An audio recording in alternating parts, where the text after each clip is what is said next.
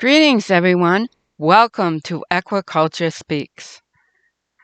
Equiculture's mission is to restore the connections between humans, horses, and Mother Earth. My guest today is Peter Champoux. Peter's discovery of the earth ring phenomena gives form and function to the living earth. His earth healing focus is centered on the resolution of the Eastern European conflict, the restoration of the Great Lakes, and the spiritual cultivation of sacred sites for the world. Unfortunately, Pam is not going to be able to join us today. She's having technical difficulties, and so are we. So Peter is only available through audio. So Peter, how did you get started on this amazing adventure? I guess you could say that I was born to it. I was a love child of my parents' first home that where there was a lot of dinosaur footprints pulled from the basement of the dig for the house in Holyoke, Massachusetts, and included in those, all that rock that came out of that hole was dinosaur footprints, and that keyed me in, I guess, from day one, that the Earth is alive. So the whole Gaia theory of the Earth being alive, was right there at the beginning. My name is Peter Champoux, which translates to Rock of the Field.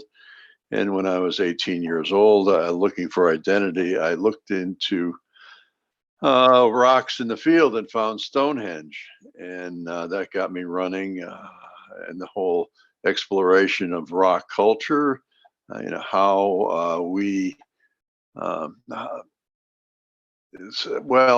undertook a exploration of the cultural use of stone from throughout civilization right up until the present day. And that included cathedral building. It included me becoming a professional stonemason. But along that path as well, I was exposed at an early age to my grandfather's farm. He was a upper New York Hudson Valley hill farmer who used horses until he retired in the 70s. So I was spent my whole youth around horses. Big Percheron workhorses. I remember one time falling off the hay wagon right between the legs of these massive horses, and my grandfather just kind of just whispered to these beautiful beings to stand still, and even though we were on a slope, we were going down a slope. And I fell forward off the wagon, and those horses held that wagon until he got me out from underneath their legs, and that really impressed me. Riding them as a little kid. Of course, I was, my legs were sticking out straight on those massive backs, but yeah, beautiful animals, and one of I think our big problems these days is a nature deficit disorder, and I feel quite grateful for the experience that I had on the farm. Prince Charles said that we were perhaps the last generation that really got to, well, he's now King Charles, really got to experience nature fully in our life. So, that's kind of the background. My work as a stonemason, I think, exposed me to the elementals of rock.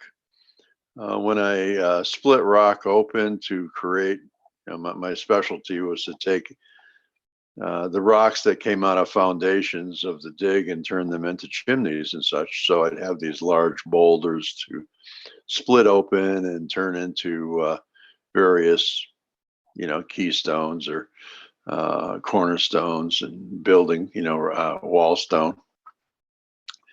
And whenever I split open one of these rocks, I began to notice that there was this release of chi from the rock itself. So I would kind of, when I felt the rock about to split, I'd give it a hug, and that energy came into my body. And then later years, I learned from the readings in anthroposophy that Dr. Rudolf Steiner said that whenever you split a rock open, a gnome of knowledge is released from that rock. So I feel as though I was signaled information that made me start thinking in a new way, a way that looked at the patterns that are implicit to the earth itself. Because as a stonemason, you're a pattern maker, and you look towards the angles that are already in the rock and use those angles, uh, efficiently, so that you can, throw up a rock wall quicker and make more money that way. So I started looking at these angles and noticed that these same angles that were in the rock were in the watershed that I was working in. So the angles that you find in the stream bed, it reflected that same pattern. So that got me having this knowledge of cathedral building and sacred geometry and such. I had a lot of time to think out there in the woods working rock, and it made me wonder if there was geometry in the land itself, from because there's geometry in flowers, in the human body, in galaxies, solar systems, all kinds of things have nature's geometry implicit to it. And I just was wondering if there was such a thing that existed in the New England landscape. And I started looking around, and what do you know, I found some. So, and that's, since then, it has grown into a worldwide study where I've applied the same techniques I used in New England, and I use them worldwide. And I'm finding that these patterns that I thought was, very unique to the New England landscape ended up being everywhere on the planet. So. Could you speak a little bit to what sacred geometry is, and also how that connects to the ley lines? Well, yeah, sacred geometry is really you know, it's the geometry of nature. Uh, so hexagons, polygons of many kinds we see in flowers. We see it, in the geometry of DNA even. So, and if you take a water, it's really the geometry of water, is what I've concluded. When you take a molecule of water and you have a H2, two hydrogen attaching to an oxygen, they attach at a 104, approximately 103, 104 degree angle. So when you uh, place that out, it generates, like when you model that with the appropriate sizing of each one of those atoms into that molecule, it generates geometries of nature. There's a 7 and a 5 pointed geometry that arise right off the bat out of that, just that simple angle, and as well as quite obviously, whatever Snowflake Bentley up in Vermont taking pictures of snowflakes back in the early photographic era, uh, showed how snowflakes generate hexagons, and that's a reflection of the Vesica Pisces, which is you have 2 points with the common arcs of radius, that generate the Gothic cathedral arch, that pointed arch. So ubiquitously used in cathedral construction. So I mean, there's pictures that tell the story a lot better than I'm trying to right now. But essentially, it's water, and water it informs the whole lithosphere to geometry, because water is inside the earth itself. So we have 5 oceans of water: primary water, nebula water, if you will, at the boundary of the upper and lower mantle. And every time there's a volcanic eruption, that water comes up to the surface. So you'll find, looking around the planet, there's a lot of volcanic patterns that are fivefold. They're pentagrams. So that's like water itself coming up to the surface and informing the surface. So see, everything water touches is informed of this geometry, be it our bodies, be it flowers, or the patterns that are in the biosphere of our Earth. The biosphere being, the patterns that we see in hurricanes, the patterns we see in the lithosphere. So it's like that sacred geometry is everywhere. So that makes it so special, especially that we know water is the giver of life. So that's what makes it so important and sacred, is because of the connection with the water. Absolutely, Heidi. It's to me, it's the thing, and explicit to that geometry of water. See that bonding angle that occurs with water can vary from 90 to 120 degrees, depending upon what the type of water is. So when you have that broad spectrum of bonding angle, you can get any geometry out of that. But the one that's most commonly used is the same angle that the Great Pyramid has. So if from taking from the point like of the Great Pyramid, you have this 51.51 degree angle on both sides. So up at the point of the pyramid, you have the 103.5 angle up there, which is the bonding angle of water, essentially the idealized bonding angle of water. So the Great Pyramid has a sacred geometry located at the center of the Earth's center of the Earth's landmass, bonds that structure with the biosphere of the world. So the pyramid, I think, was actually like something that created a sky river that would, as a bonding form, would draw water to it, because water wants to bond.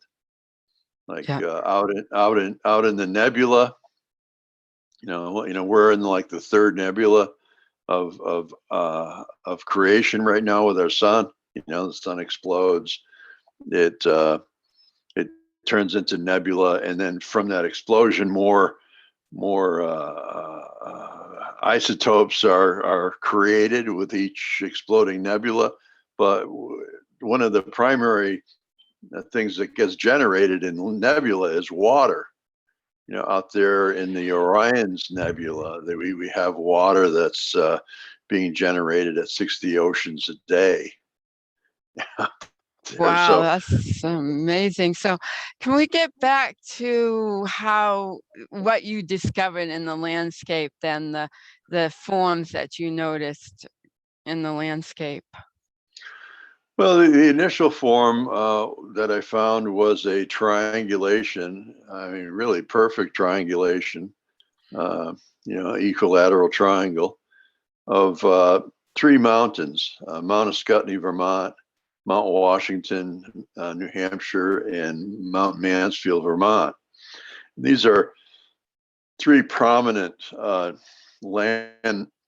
landmarks that we have. And Mount Ascutney is not a big mountain, but it sits right next to the Connecticut River, and it's because of it has its prominence. But it's also the ends up being the it's kind of the southernmost vent of the White Mountain or Conway granite super volcano. And so that was so we have these triangulation, and that pointed to a place. If you take that center line through Ascutney from the north down through Ascutney, with the that triangle is at an angle of what, 14.5, or is it 15.4, right? Something like that. North northeast, and going southwest. So when that point southwest pointed to this little place called Shelburne Falls, Massachusetts, and which is a place of peace. It's a Salmon Falls. There was a treaty there that that there was the treaty stated that you could travel freely within 1 day of that site without fear of molestation or recourse or by the colonials or native peoples. It was, everybody had to be able to get to these fisheries because it was essential to life. And so it was, the fisheries were common ground where everyone could come and fish. And like the bears up in Alaska, they all give each other space to use this common resource, and we did too as peoples. So Shelburne Falls, I was already aware of this idea that there was this ley line that followed the old Indian path called the Mohawk Trail, and that Mohawk Trail ended up being at the same plane as the line between Mount Washington and Mount Mansfield. The peaks of those two mountains, the high points of those two mountains. So there was this geologic plane that went right up the Mohawk River Valley. And from that, I noticed that there were all these, like the coast of Maine pointed towards the Shelburne Falls. The island of Manhattan pointed towards Shelburne Falls. And the Connecticut River has a crook in it, and both crooks, as that, it comes down from the north and then takes an angle south, and both those angles point right to Shelburne Falls, as Oh, well as okay, yeah. the Mohawk River points to Shelburne Falls. So it's like the whole continent and this, the Appalachian Mountains point to Shelburne Falls, north and south. I mean, it's pretty crazy, how so that got me looking at it just kept expanding, and And you noticed a connection with history, right? That a lot of things in history happened in these areas that had connection with the geometry. yes, yeah, I came up with, I ended up coming up with this geometry I called the arc home geometry, and it was a ring form that was generated by this natural lay within the land. So it was an organic expression of the earth grid, being drawn from what exists on the earth's surface. And there was a circle of cities, Boston being one, New Haven, New London, Poughkeepsie, Albany. Well, actually, it goes up to Fonda, New York, and so it had this large circle, and in that circle there were all these museums that were part of that ring, and cultural sites and such. like Yale University and all those places. And of course, Boston, you can't get more culture and history than that. But yeah, it all kind of, when I first discovered this, I thought I'd, reinvented bread or something, or got a new mousetrap. But, it was met with a good yawn there in New England. Seemingly the New England mind is more, like caught up in the mental frame of things, where instead of thinking with your heart, and to get this stuff, you really have to think with your heart. And, Exactly. yeah. So, and then it morphed into more of almost like a combination of, I would almost say, like astrology, like you could almost see patterns that where people live, that there are patterns in their lives that connect with longitude and latitude and events too, right? Like you were saying, could you like Pam was really interested, and that's why I'm going in this direction about where she's living now, and you found the connection to where she's been in her life. Would you mind explaining some of that? Yeah, we live as mobile megaliths, and with the changing magnetic field, we have to move around and ground our energies in different places that need us. And wherever we move, it appears, there's this kind of adage that says, if you put a pin in a map of everywhere you've been and lived, your face will emerge from the map. And that's, I encourage people to look at this and, look at their family. And I've done studies, but, on people, and it just, you get so involved in their emotional body that I've grown to not really want to go there. But Yeah, but I offered that service, as a way to, uh, bring people into it. Most of my work is about collective energies and how we all coalesce together as a group. But at virtually every talk that I've given, everybody wants to know about, what about, my ley line, yeah, what's going on in my house, in my city, in my, the age right, of narcissism, it's just, oh my God, right. let's come together. But that said, I mean, it's still there. And, just a brief look at, typically what I do is, the first thing I do is look at the 7 sacred directions, north, south, east, west, above, below, and center.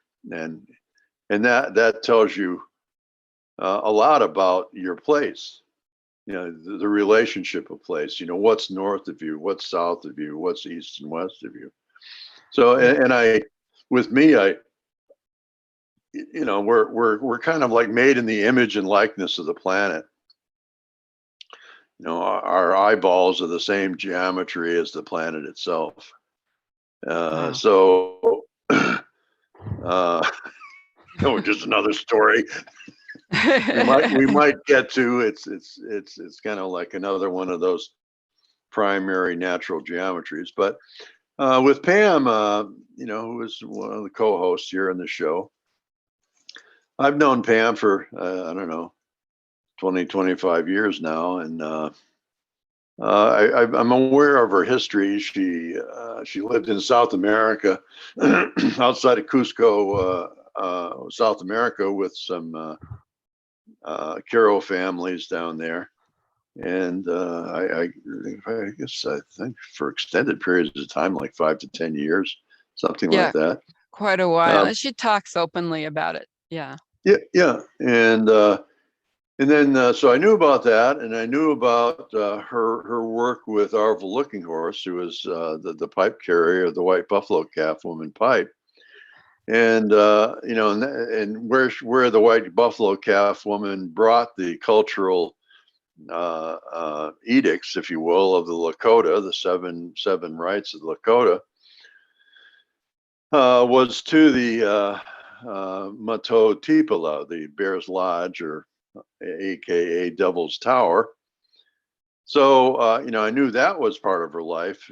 She published a book on the teachings of the white buffalo calf teachings, and Pam was actually the one that introduced me to our looking horse, and that whole connection led to my work on Wounded Knee that you Yeah. mentioned in the introduction. But where she is living now, where the main horse aquaculture site is in Canaan. Now, Canaan, Maine. So Yeah. Canaan, carries all that frequency of Canaan, Israel too.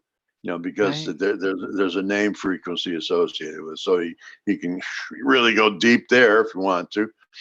But I just I pointed out in my introductory letter that that spot in the world is in a seven sacred direction relationship to both South America and Matotipala. So Matotipala is on the same latitude that Pam is on in Canaan, and she's on the same longitude as the family that she lived. I don't know exactly, but it's very close. It's outside Cusco Yeah. where the family was. So she's at this where she is kind of brings those two streams of consciousness together in a way that she can then grow from. So placing a medicine wheel, there that connects and opens, kind of has a particularly accentuated western and southern door. She can Mm. draw those energies and build on her life stream from these forces that are being are coalescing in her present life expression with this horse farm there in Canaan. And you know, Yeah, that's amazing. So I find this totally fascinating because there's so many threads that weave our lives together that we're not even aware of, but it's literally right under our feet of how we are weaving that together to and hopefully make a better impact for our lives and for people. So as they wake up and realize that how precious our earth is and how interconnected we really are. Because with your discovery, it shows to me that interconnectedness of everything, it's all connected. We're not separate. This, do you think it's divine plan or or or is it just the interaction? What's your thought on that? I know that's deep. yes, both. Uh, Both. yeah. Wow. Yeah, there seems to be a natural coalescence that takes place in our lives in the world. Uh, there's ring forms of city. We seem to coalesce in certain geometries. So uh, being part of nature, we naturally go towards organizing ourselves in a way that nests within nature. We do it kind of unconsciously, like a bee might create a beehive. Just out of course of being a bee, you end up with all these hexagons, and similarly, we end up with similar forms with the kind of imprint of cultures. Just recently, I came across this ring of cities in Eastern Europe that uh, are all in this perfect circle. St. Petersburg, Russia, Moscow, uh, Odessa down in Ukraine, going around to Budapest and Vienna and Berlin, and on up to Stockholm, and was it Stockholm? Yeah, I think it was Stockholm. So they have this ring of cities that I've been looking at it as a potential kind of large scale antenna system to broadcast harmonies from the philharmonics of all these high culture cities as a way to kind of dampen the dissonance that's being expressed there along the border between NATO and Russia. If you look at the patterns of the uh, the boundary patterns of Russia, just to the north of Ukraine, right above Kiev, it is a straight line of so like almost a north-south line that the Russian border takes. And what Putin's is trying to get is the entire eastern part of Ukraine, so that the border of Russia can continue as a straight line all the way south down to the sea, so they can have a greater, like a port, a larger port. And as well, they want Kiev back, because Kiev is the center of Russian Orthodoxy. That's the Jerusalem of Russian Orthodoxy. It's just where the whole Russian character was really developed. It was out of Kiev, from the Ukrainian people. So it's like there's this whole identity thing attached to it. But the really kind of like drum roll thing we got going here is that line that I just described is the north line projected from the Great Pyramid. Oh, okay, yeah. So the Great Pyramid, as it is now, is kind of broadcasting a noxious frequency that tends to create genocide and war, and it tends to create religions. Like, for instance, if you take the southeast edge of the Great Pyramid and follow that out, it goes right to the Kaaba stone in Mecca. And if you take it northeast, it goes right to the shrine of the Bab there of the Baha'i faith up in Haifa, Israel. So it goes right through there, and it goes right up through Syria and out to Armenia. And when it reaches Armenia, you get into this kind of like genocide zone. And that arc from Armenia goes around to the Crimea, another genocide zone. It goes down to Darfur in Central Africa, another genocide zone. So you see, it's like this ring of genocide that's projected out from, so it's right now there's like I think it's, I've been doing a lot of thinking about this, and I think that the pyramid, that the whole consciousness, it picks up on the collective consciousness of the planet, because it's so central to the planet. And we look at, the pyramid has been used as a model of power and control, top-down economics, top-down religion, the Pope at the top, the people at the bottom, all that stuff. It's like, the master, the slave. So where if we could all get to looking at that as a water molecule, it would change everything. It would change the frequency being projected out of the Great Pyramid.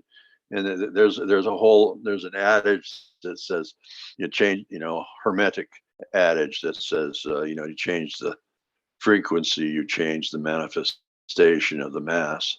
So so that's and like applied. Yeah, and it's been proven that water will change with thoughts. Emoto there did the testing that you can change the water molecules with your thoughts.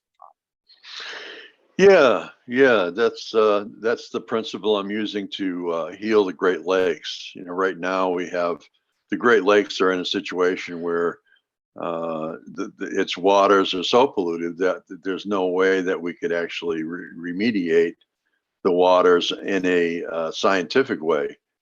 So Mm, I'm proposing this collaborative initiative to use the spiritual dimensions, and the material uh, as a combined force. The elementals and human community of consciousness to imprint have a large enough collective signature so that we can imprint, for instance, purity on those waters, in those waters, and that will change the water, just like in Emoto's experiments.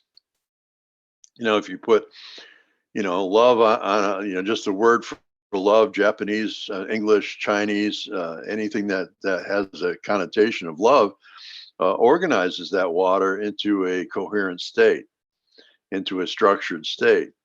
If you put hate on it, it similarly creates these water forms that are very discordant. So right now we're putting out, polluted. Oh, it's sick. Oh, so yeah. it's like that reinforces that consciousness. So the initiative I'm calling it is the Great Spirit Lake, the Great Mm, Spirit Waters. Working on the Great Lakes, but Great Spirit Waters. So it puts an impression of the original, what water was intended to be from the Great Spirit. And we draw on the ancestors. We need to have the ancestors involved in this, like the native ancestors, yeah. in the across the veil, across the threshold, because they have the memories of what these waters were like before the colonial period, when all this pollution occurred. So so that's, I'm working on a website right now to try to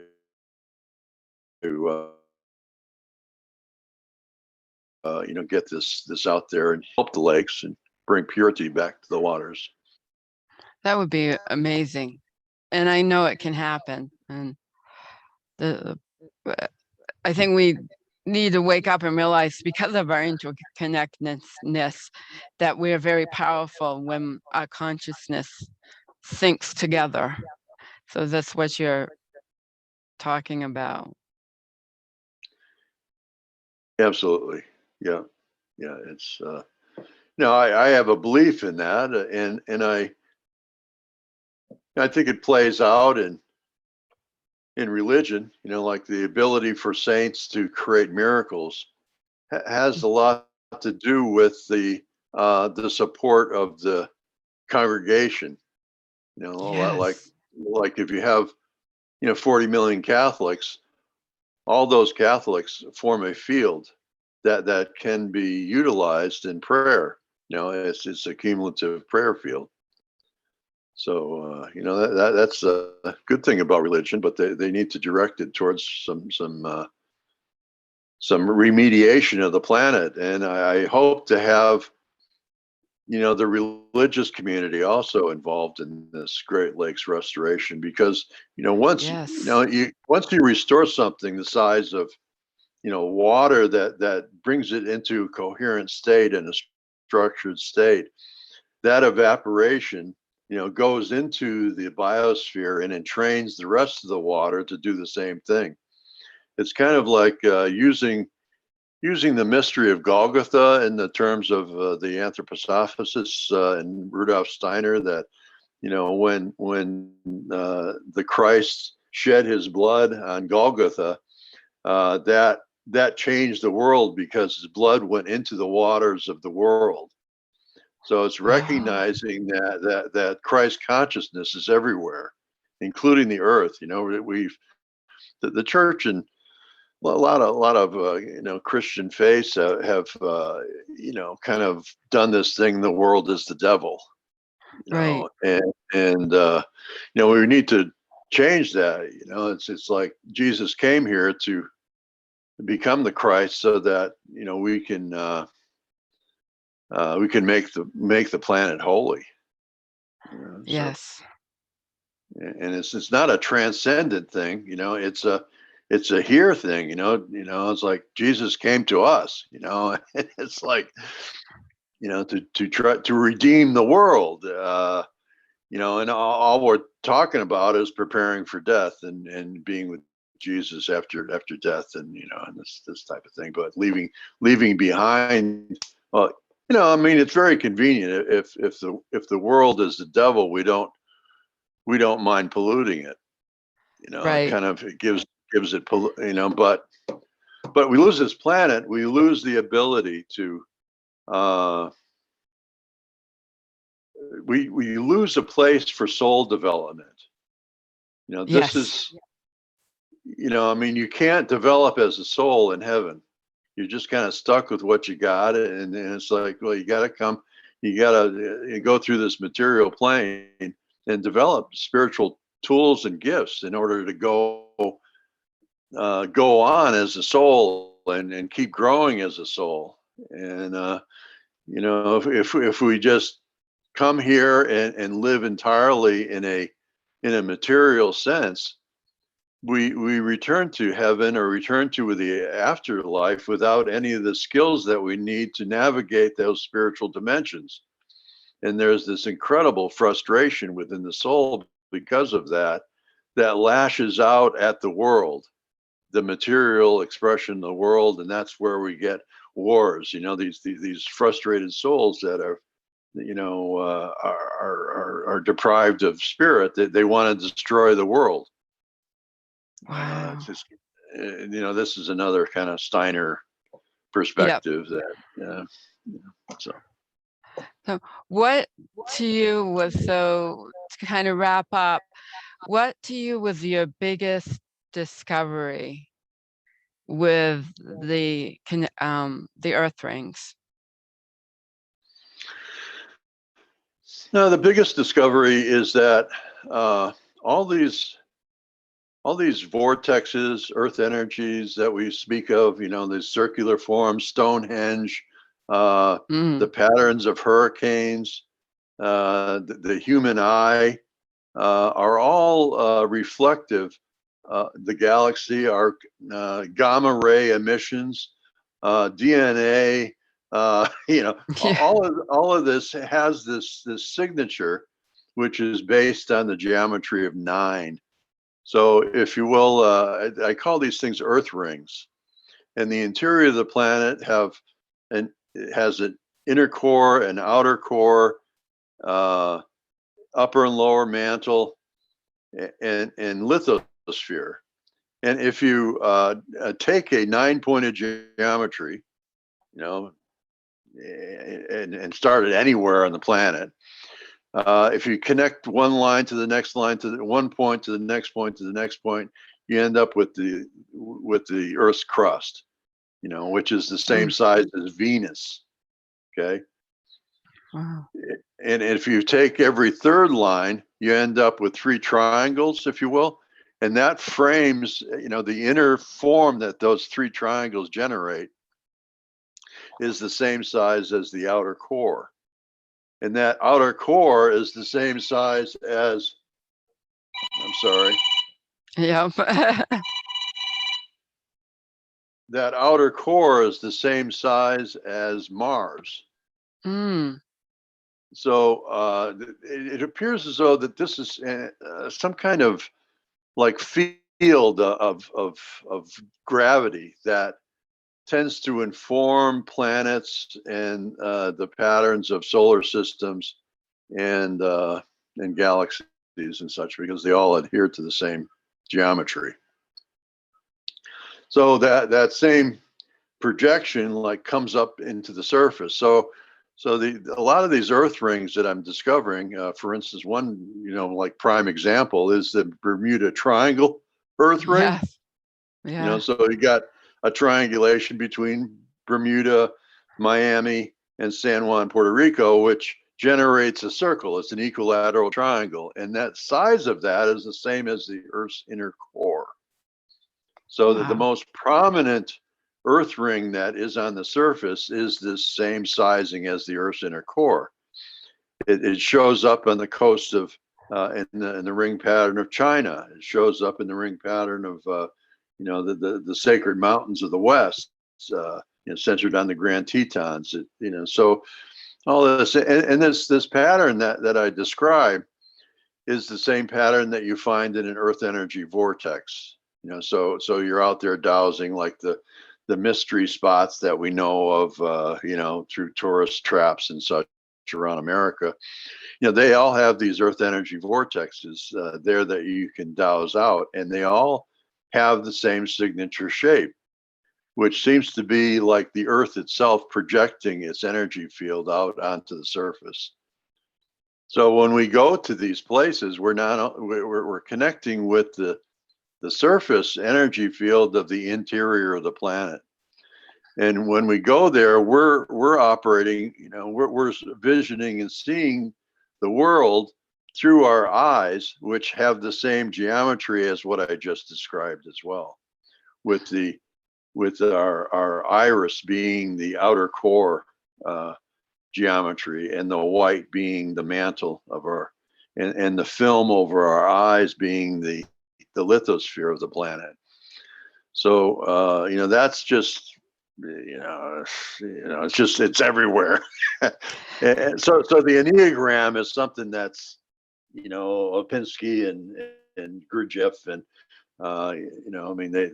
they go on about the Enneagram, and it's used in psychology and a lot of other forms, but and Tesla used the Enneagram as well in his geometries of power, electricity. So I think Hmm. that's the main one. That's a huge thing. And I tend to, when I make my medicine wheels, I use the 9-pointed star. 9 stones. I put down 9 stones, and with one stone to the north. Yeah. And that speaks. It opens up and speaks directly to the planet. And Stonehenge, while it doesn't have 9 stones, the geometry that Stonehenge has is like an Enneagram. Like I described with those. There's 4 polygons that you can draw from it's like nested polygons with a circular shape you can put in its negative area. And Yeah. if you get my drift there. So what I Yeah. do is I use these 9 points, and I put gold underneath each one of the stones, because Oh. gold is something that we were taught by the Kogi of South America, that the Incas and had that huge hoard of gold in their treasury, not for wealth, not for material wealth, but for spiritual wealth. It was believed, and I think rightly believed, that gold transmits spirit. So it's like a attenuating frequency for light and spirit. So it supported the spiritual work of the Inca. So I use gold for that purpose, to ground that gold light, connecting the dimensions between the spiritual realms and the physical realms of the earth, which gold is a very unique compound that our earth generates. Right. Right. So Well, thank you so much, Peter. I find all your work fascinating. I have for a long time. And if you really, I think, explain how we're really all interconnected. And I'll have links in the description so people can find out more about you and more about your work. yeah, thanks. So Thanks, thank you. Heather. Yeah, Yeah, one thing we didn't get to was the whole main Earth ring circle centered on Mount Katahdin, and I encourage you to post that as well. And I think I sent you a picture of that and a link for that. And please share that with Pam, as sure. Yeah. So Okay. Thank you so much for listening to another episode of Equiculture Speaks.